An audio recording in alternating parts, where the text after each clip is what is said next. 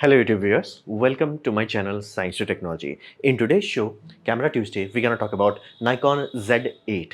So let's dive deep into it. Now this puppy is basically a small baby of Z9. Now you take Z9. Now it's an awesome camera. It's the best camera that Nikon can make and Nikon went all out on it. That's awesome. Problem is their price also went a bit out of there. It's expensive. As in so expensive even the professional photographer says that's expensive. That's damn expensive. That's so expensive that it makes high-end Nikon glass look cheap. That's bonkers expensive. So what you do, you take that body and you yeet few things. For example, you yeet basically CFast card. Now why the heck you yeet CFast card? This camera is one of those few cameras that has dual CFast Express card. Now the CFast Express card is NVMe SSD on a package that is like a card package.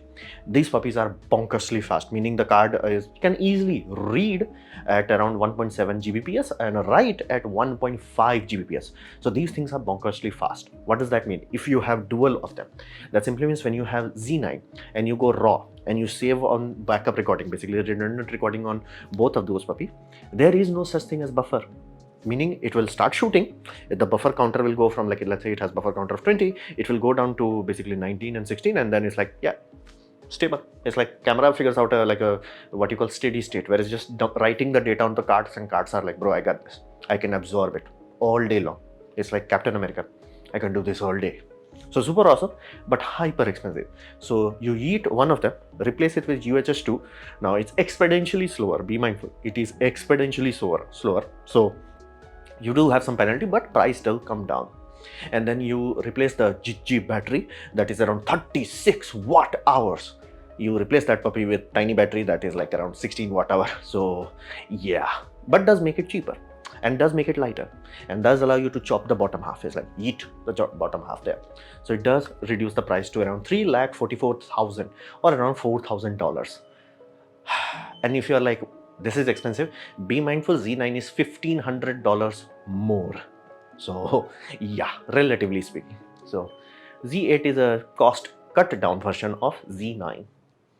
So what's the core of it? The core is exactly the same. You take Z9 and you just remove as many things as you can without compromising too much. Now, one thing I did not like that they removed is GPS. Now, why GPS? Well, geotagging is useless. However, if you have used cameras, or there is a very good chance if you have camera photos from other people, there is many times you must have noticed that date and times are off sync. They are not correct. Why? Because most people do not remember to sync the date and time in the camera unless it's syncing by app. What is the best way of doing it? Use GPS. Z9 is the only camera, as far as I know, that actually reads the time data from GPS signal. GPS has one of the best time signal, like basically entire stock market runs on it.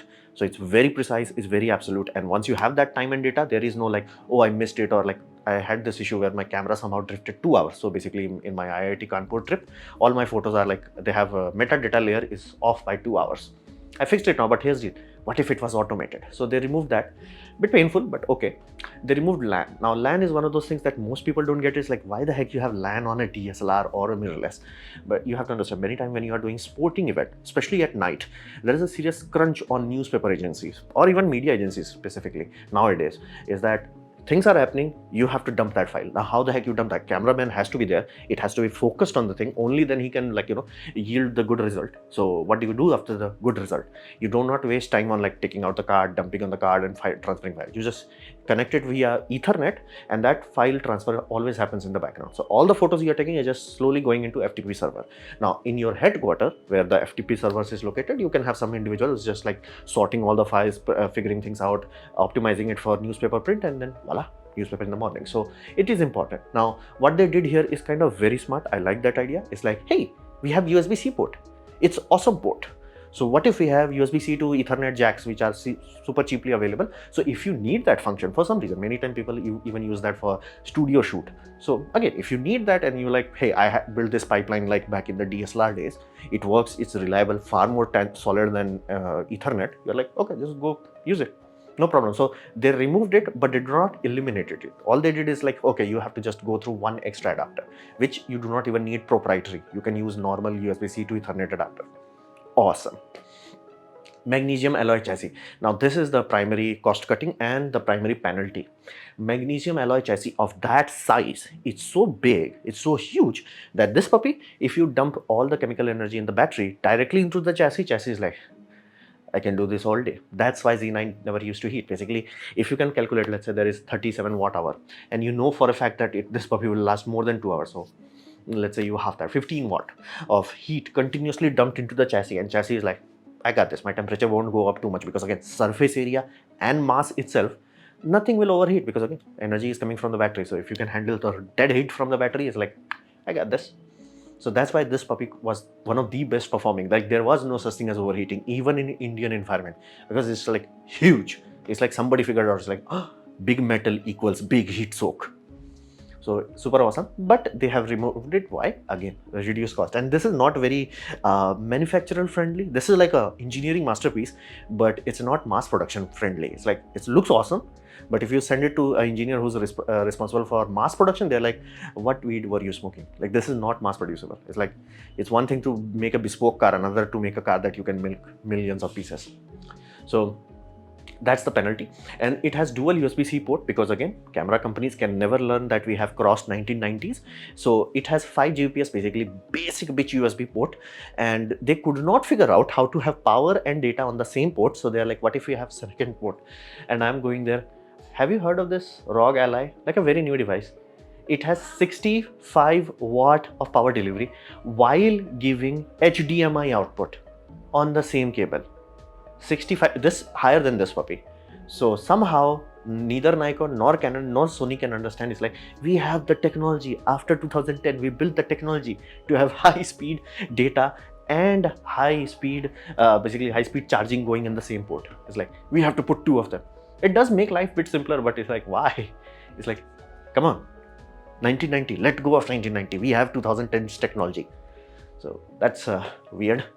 And it does go, like in terms of video performance, again, the engineers built the processors, the Expedic processor based on this, so it has no limitation. What does that mean? That simply means it can do 8K, 60 FPS, 12-bit, and RAW. Now be mindful, NRAW is the reason why Nikon and Red is fighting in the court, because somehow Red tricked the patent in such a way that somehow, again, these are court documents, hulululu, is that they are the only company that can make compressed RAW that you can truly edit on the body itself. Like in-body recording is limited to basically Red company only, unless they allow it. So they allow it to ProRes. ProRes Apple. Basically Apple and Red has some weird sort of dealing that allows every other company, if they want to, they can do ProRes.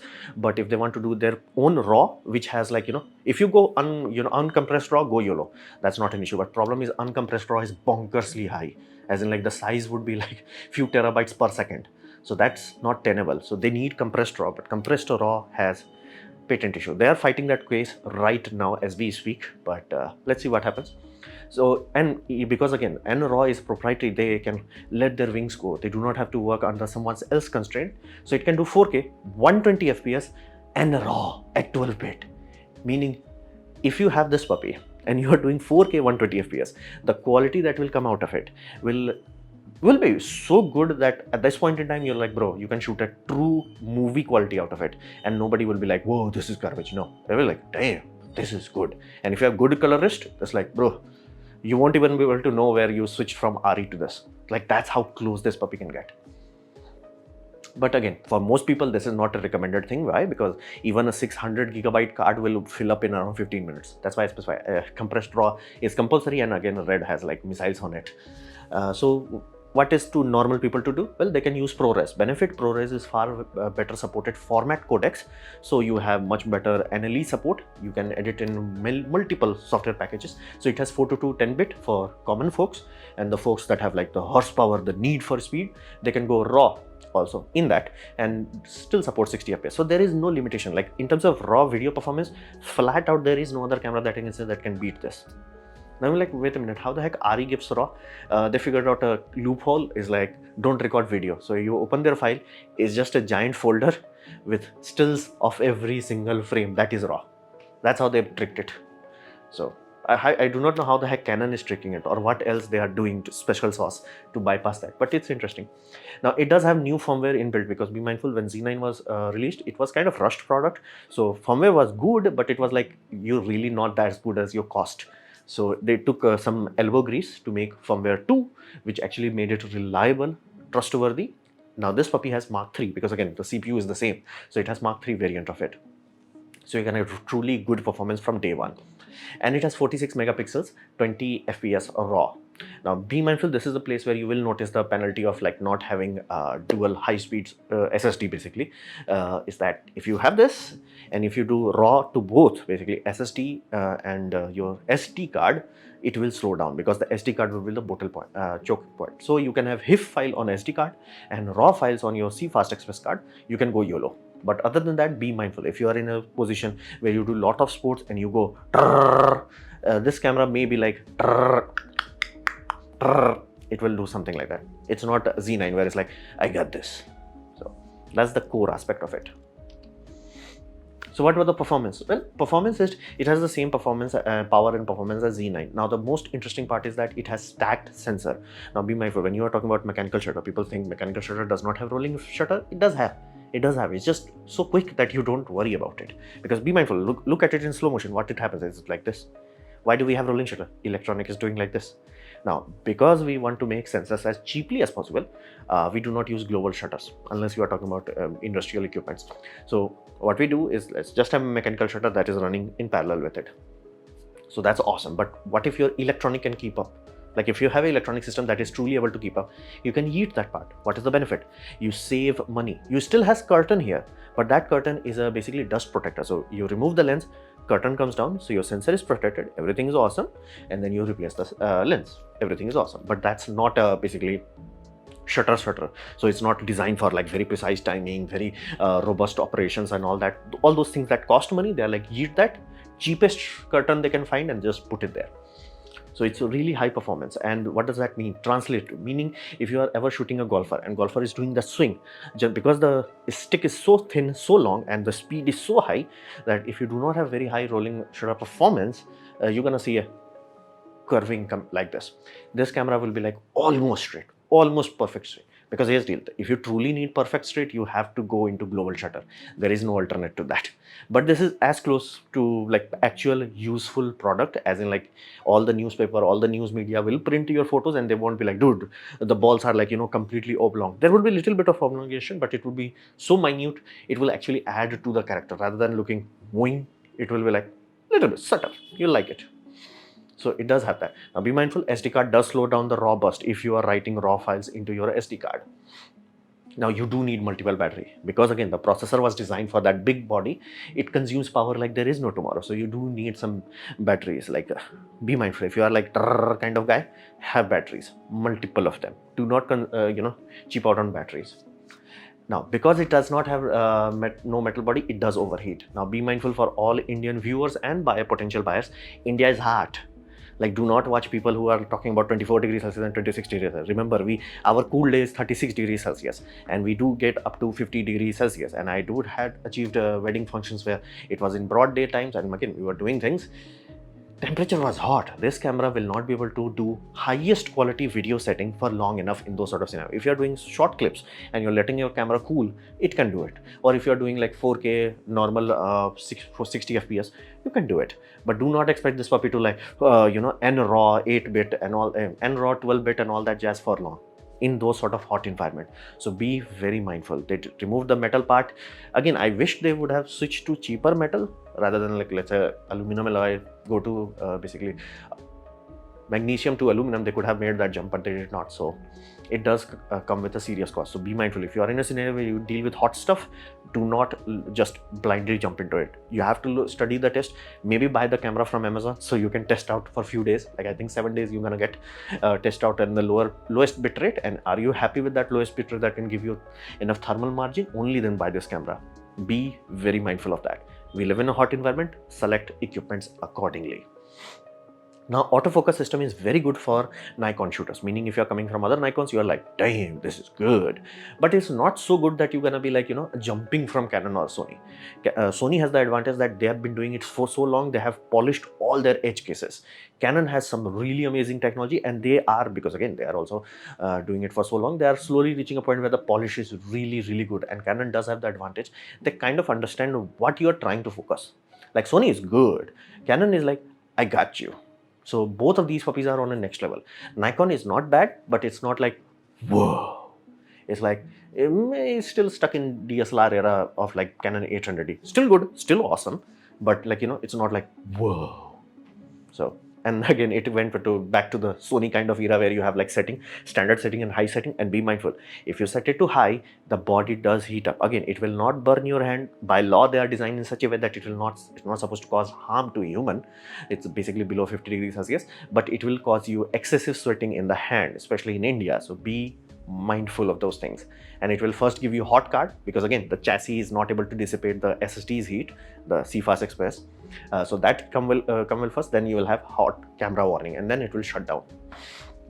So be mindful of that. Performance is really good. Stills performance is so good that we do not talk about it. It's like, yeah, if you are having issue with this camera, it's like this camera is not doing it, it's like there is a very good chance you are doing something wrong, or you may have a defective piece. That could also happen. But generally, that's the performance aspect of it. So what was the competition? Well, this is something other than Sony and Canon. Right now, Sony and Canon, because of their maturity and because of their technological prowess, they are in a position where it's like they are the true good option, where it's like buy them and do not think about it.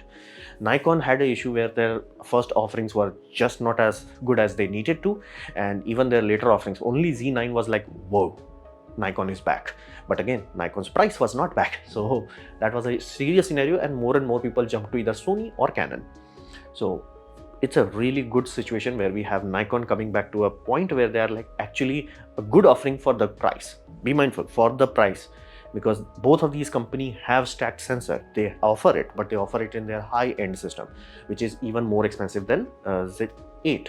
So from the price point of view, it is a really high-end camera that you can get. I do not like the fact that they do not give you USB-C SSD recording, which I generally hate, that all these camera companies are like, oh, I'm too mature for those sort of technologies. Like, dude, that's the most awesome thing. Nobody is using your camera to shoot a, next Oppenheimer.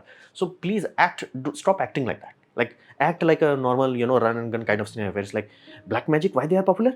They figured it out. It's like SSDs are cheaper. They are better, because they are huge. They do not have size constraint. Even if you give them power constraint, you're like, hey, go as big as you possibly can go. No overheating. Cheaper cost per gigabyte. Super awesome. Like Panasonic figured it out. Blackmagic figured it out. It's like, I just want one company to do that, and Nikon is in the worst position, so they should do it. And that will put force on these two to actually start doing it. I generally don't get it. It's like, oh, you have to use our proprietary card, especially this Bister. This bastard is like, I'm so old that I remember like they tried this BS with their Magic Gate. If you buy any old Cybershot camera, it has Magic Gate logo in the SD card slot. Yeah, they tried that weed. It did not work. So that's the one thing that I truly get bothered. It's like, dude, you figured it out that USB-C is a good stuff. You figured it out that you can use that for Ethernet itself. Awesome. How about SD recording? That would be super awesome. And don't say that it cannot do it. Like, it can easily do it. Even with the power margin. That's why like Blackmagic does that. That's why Panasonic does that. So it's a really good feature which I really wanted. That in these three companies, at least one of them should start. But it's a truly good option for Nikon shooter. If you are like, hey, I'm Nikon guy, I love Nikon's color science, I love their rendition, I do have a lot of money invested in their glass, awesome puppy, do not think too much about it. Now, it does have the luxury of cheapest no-hold camera bar, meaning if camera overheats, that's your issue. And I like that approach, because again, you can put a fan there, you can reduce air condition temperature, you can do things, like you can really go all out. Many companies are like 30-minute limit. No. It's like, this issue or that issue. Like, this body is huge, right? Awesome. It has raw HDMI output. Awesome. The port is freaking micro. On this body, it has micro HDMI. Like, what weed were you smoking? So it's one of those things that I truly like to see. It's like camera company just going all out. Hey, We're gonna give you the best we can give you. It's up to you how to drive. It's like selling you Ferrari. It's like, dude, normal roads can't handle it. It's up to you. If you want to drive it like, hundreds of kilometers per hour, go to a racetrack. So I like that approach. And it's a good pressure for high-end market where they're like only Sony, only Canon. So it's a really good showing, and I do expect good things coming out of these two brands if Z8 sells a lot.